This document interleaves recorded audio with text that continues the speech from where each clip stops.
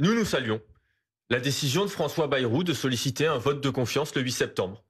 Nous saluons d'abord parce que ce sera la première fois depuis 5 ans en Macronie que l'Assemblée nationale pourra se prononcer sur un vote de confiance au gouvernement. C'est normalement la norme en démocratie. Et donc oui, effectivement, évidemment, nous voterons contre. Et François Bayrou tombera le 8 septembre, c'est une certitude. Mais c'est normal.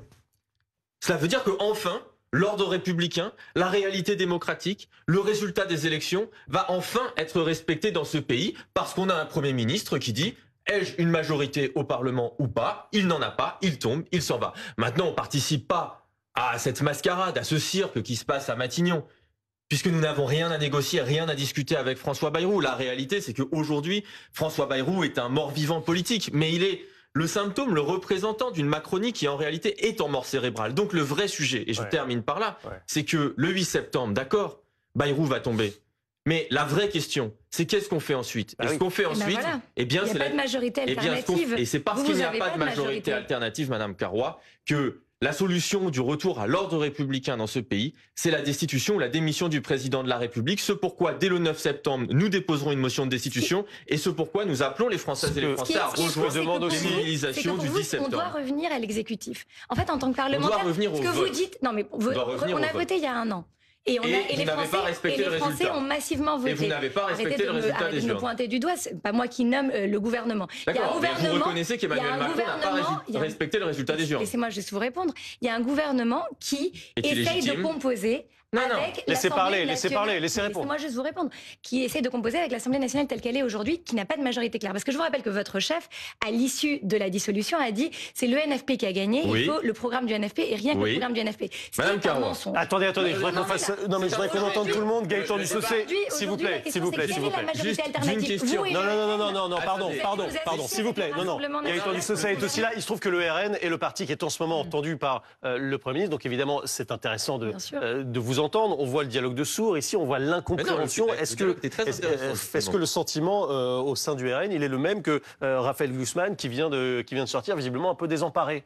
Non, mais là, on assiste sur ce plateau au divorce des amants d'hier, à ceux qui se sont désistés les uns pour les autres pour les uns l'année dernière pour empêcher la seule majorité stable et naturelle qui existait dans notre pays, à savoir une majorité Rassemblement national avec Jordan Bardella Premier ministre.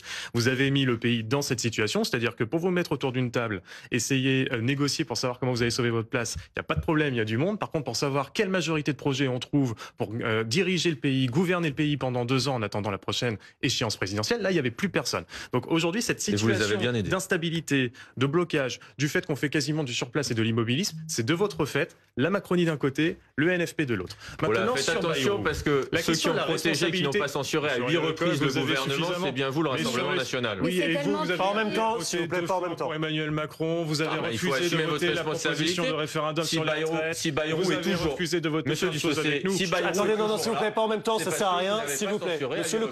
Monsieur Lecoq, ça sert à rien. Si on parle tous ensemble, on n'est pas obligé de bordéliser le monde. Écoute, il faut accepter. Éléonore Carrois vous répond si vous le voulez bien. Sur François Bayrou, un tout petit mot. Il y a quand même quelque chose qui est assez indécent de la part du Premier ministre, en particulier depuis sa conférence de presse il y a 1 semaine. C'est l'incapacité de ce gouvernement à assumer ses propres responsabilités dans la situation actuelle. C'était vrai sur la situation de blocage institutionnel et démocratique du fait des accords de l'an passé, mais c'est vrai aussi sur le fait que François Bayrou n'a pas daigné une seule seconde répondre à toutes les propositions de toutes les oppositions qui sont connues depuis très longtemps. Les Français ont voté massivement au premier et au deuxième tour de l'élection législative qui a eu lieu il y a 1 an. Et il y a un message qu'on peut tous interpréter, qu'on peut tous lire, c'est qu'ils n'ont pas voulu que le Rassemblement national ait une majorité dans ce pays. Déjà au premier tour, ils étaient ni vous, Madame Carrois. Laissez parler. Si vous me laissez juste terminer. À un moment donné, le Rassemblement national veut y aller, et moi je entends très bien que vous vouliez y aller, que vous vouliez prendre le pouvoir. Et d'ailleurs, tout ce que vous avez comme argument, c'est de dire on n'a jamais eu le pouvoir, ce qui d'ailleurs est faux, vous êtes élu, y compris dans des municipalités, et donc il faudrait que les Français nous essayent. Mais moi j'ai en tête l'intérêt des Français, pas l'intérêt des partis, pas l'intérêt des élus qui veulent garder leur place. Et je pense qu'aujourd'hui, une dissolution avec le même mode de scrutin, avec les mêmes forces politiques, donnerait le même résultat, et que si les oppositions ne se saisissent pas de cette possibilité qui leur est donnée de faire des compromis et de proposer un projet, eh bien nous allons nous trouver dans la même situation. Est-ce que d'un mot, vous pensez que vous serez capable de reconstituer le nouveau Front populaire malgré les noms d'oiseaux qui ont été échangés avec le PS depuis des mois? Non mais attendez, moi je vais vous... Non, mais c'est là-dessus que je vous pose la question. Oui, mais c'est pas là-dessus que se pose la question aujourd'hui. Quelle est la question qui nous est posée aujourd'hui? Pour avoir une majorité quand même. Non, la question qui nous est posée aujourd'hui, c'est comment on fait pour débloquer la situation dans le pays et pour aider les Françaises et les Français.